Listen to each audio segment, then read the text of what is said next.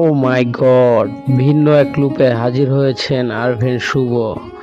তার এই first look poster দেখে অনেকেই ভাবছে যে এটা নিশ্চয়ই কোনো রহস্যময় সিনেমা, কারণ পোস্টারটিতে দিয়ে দেওয়া হয়েছে যে রহস্যের জাল।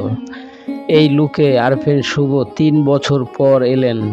তবে কি সাকিব খান এবং আরভিন শুভ, তবে কি এবারের ঈদে টক্কর হবে সাকিব খান, আরভিন শুভ এবং সিয়াম আহমেদ এবং শরীফুল রাজ? এবার ঈদে দেখা যাবে কার জনপ্রিয়তা সবচেয়ে বেশি, যে জনপ্রিয়তার দৌড়ে এগিয়ে থাকবে এবারের ঈদে। প্রিয় ভিউয়ার্স, কমেন্ট বক্সে অবশ্যই জানাও যে তোমাদের মতে কে বেশি এগিয়ে থাকবে এবারের ঈদে। তোমাদের কাছে কি মনে হয়, আরভিন শুভর এই নীলচক্র সিনেমাটা কি পারবে সাকিব খানের তুফান সিনেমাকে টপকে দিতে? অবশ্যই কমেন্ট বক্সে জানিয়ে যাবে তুমি কার ফ্যান, আরভিন শুভ, সাকিব খান নাকি সিয়াম আহমেদ?